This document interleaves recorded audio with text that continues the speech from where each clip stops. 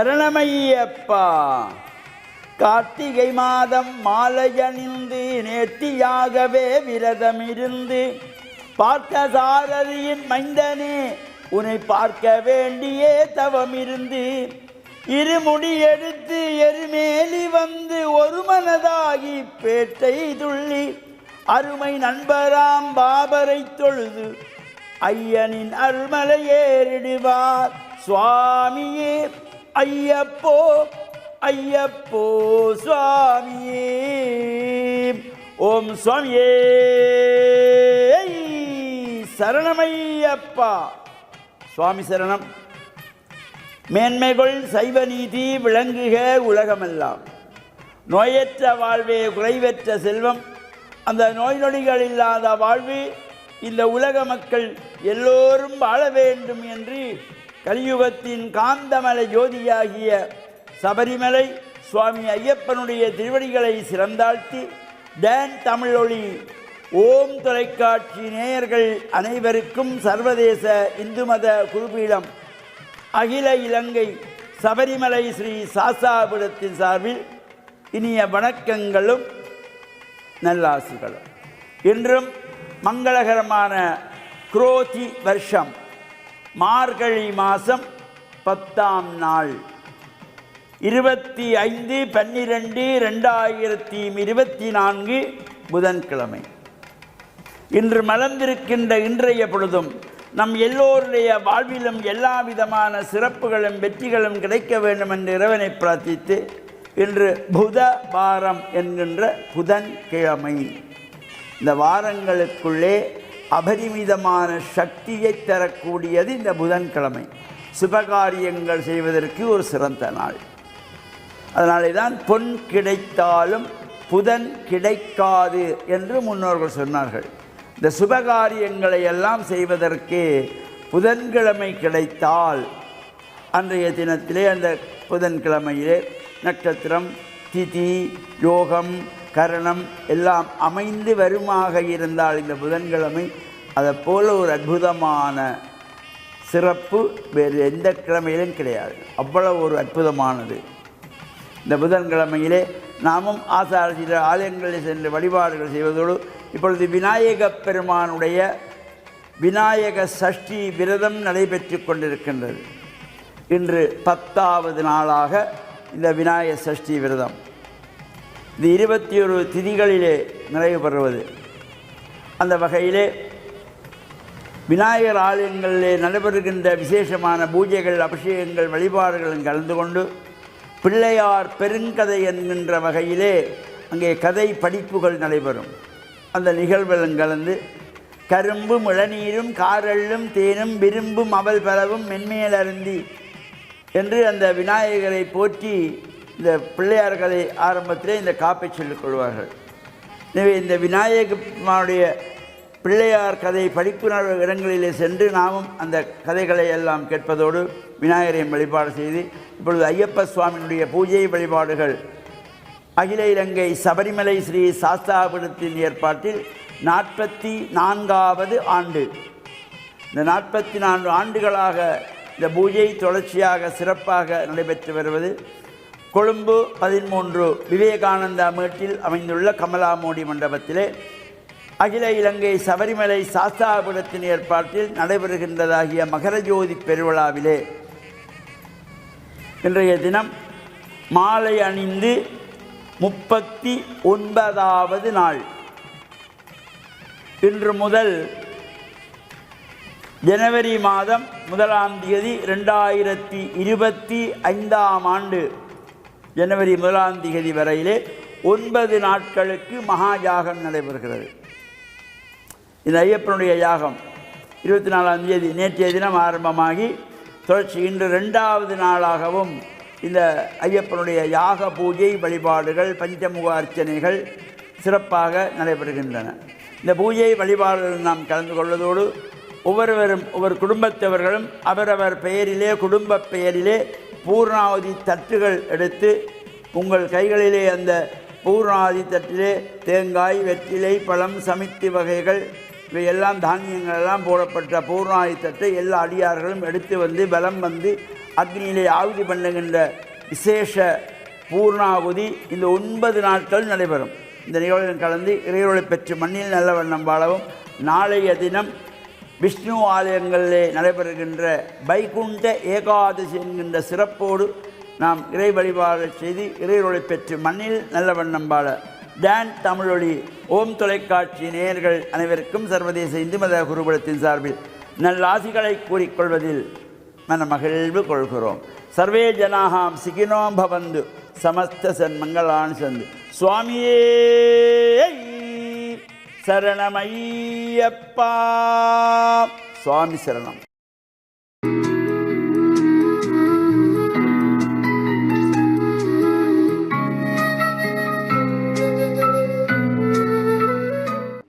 இறை இயேசுவில் என் அன்பு நெஞ்சங்களே, கிறிஸ்தவ நற்சிந்தனை வேளையில் உங்களை சந்திப்பதிலே எனக்கு மிக்க மகிழ்ச்சி. இன்று ஆண்டவர் இயேசுவினுடைய பிறப்பின் பெருவிழா, கிறிஸ்மஸ் விழா. உன்னதத்திலே கடவுளுக்கு மாட்சி உண்டாகுக, உலகில் நல் மனதோருக்கு அமைதி ஆகுக என்று விண்ணவர்கள் வாழ்த்திய அதே வாழ்த்தை உங்கள் அனைவரோடும் பகிர்ந்து கொள்வதிலே மகிழ்ச்சி கொள்கின்றேன்.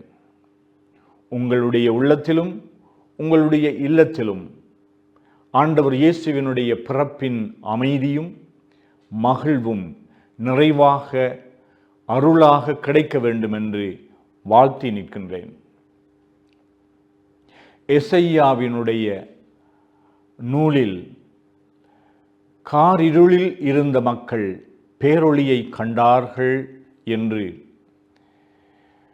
இந்த உலகத்திலே இருக்கின்ற எங்களுடைய வாழ்வில் கார்முகில்கள் அகன்று சூரிய உதயம் பிறப்பது போல எங்கள் ஒவ்வொருவருடைய உள்ளத்திலும் இறை ஒளி பிரகாசிக்க வேண்டும் என்று நாங்கள் ஏங்குகின்றோம்.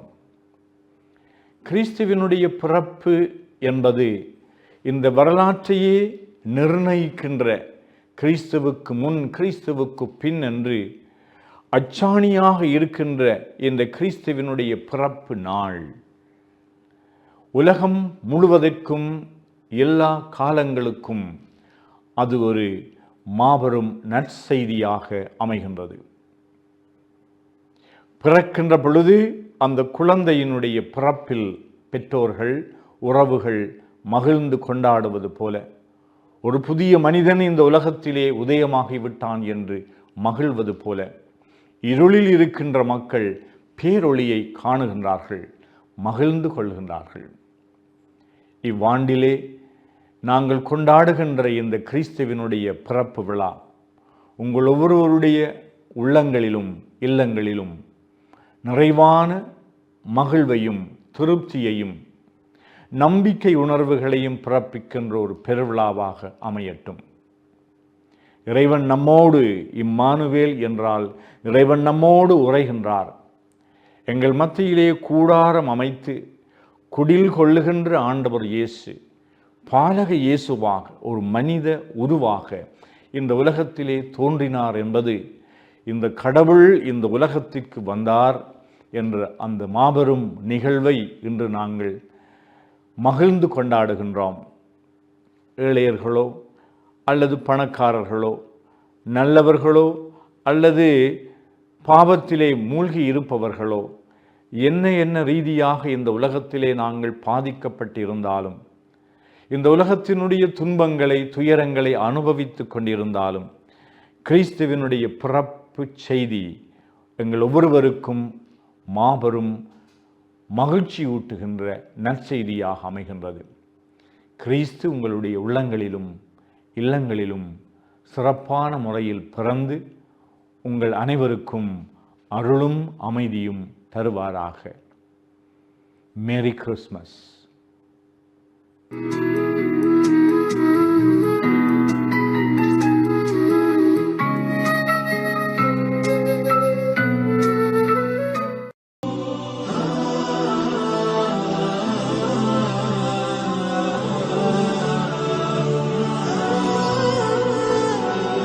அஸ்ஸலாமு அலைக்கும் வரஹ்மத்துல்லாஹி வபரகாத்துஹு.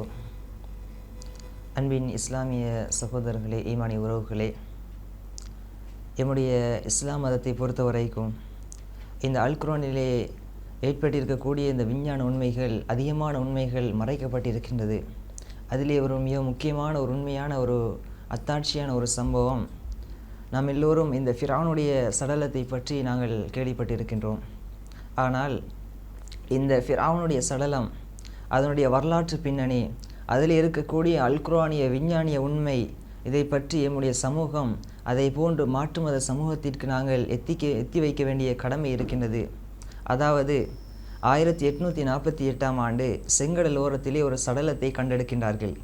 இந்த சடலம் அதே போன்று இந்த செங்கடல் எகிப்திய அரசாங்கத்திற்கு சொந்தமாக இருப்பதால் அந்த எகிப்திய அரசாங்கம் அந்த சடலத்தை எகிப்திலே பிரபல்யமாக இருக்கக்கூடிய கெய்ரோ மியூசியம் என்று சொல்லக்கூடிய அந்த நூதன சாலையிலே அந்த சடலத்தை அப்படியே கொண்டு போய் ஒரு ஆய்வை மேற்கொள்கின்றார்கள்.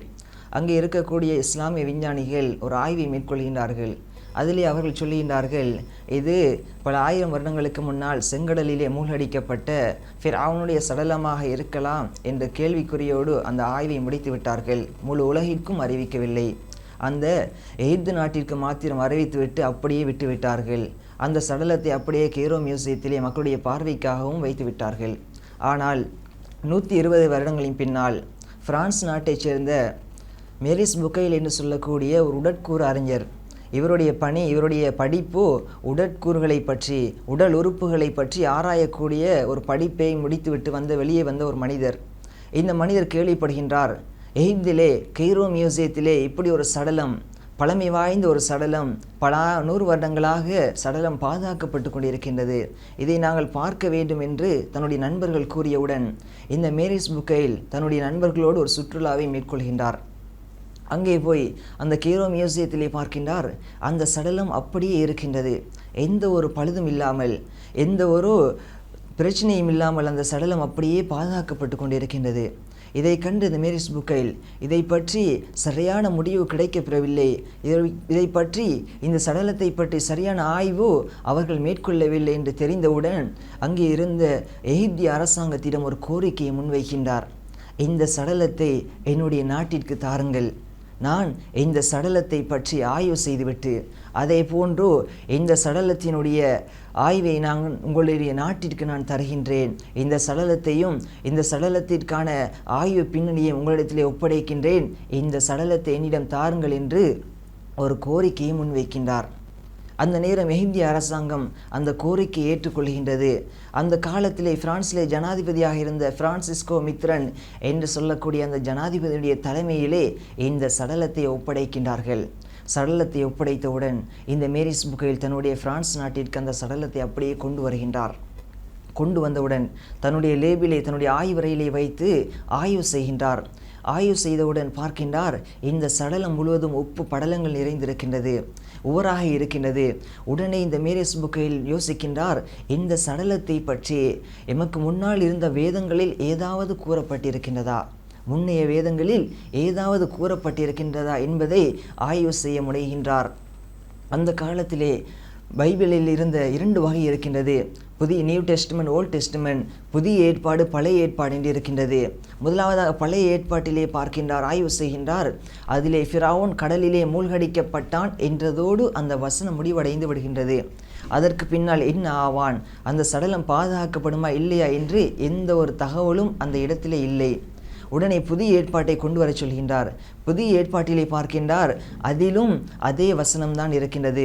ஃபிரௌன் கடலிலே மூழ்கடிக்கப்பட்டான் என்றதோடு அந்த வசனம் முடிவடைந்து விடுகின்றது.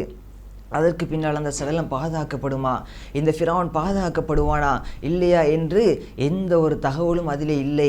அந்த நேரம் இந்த மேரிஸ் புக்கைலுடைய ஆய்வறையில் இருந்த ஒரு முஸ்லீம் வாலிபர், அவருடைய நண்பர் சொல்கின்றார், அல் குர்ஆனிலே ஒரு வசனம் இருக்கின்றது, அதாவது ஃபல் யௌம நுனஜ்ஜீக பிபதனிக லிதகூன லிமன் கல்ஃபக ஆயா வ இன்ன கஸீரம் மினன் நாஸி அன் ஆயாத்தினா லகாஃபிலூன்.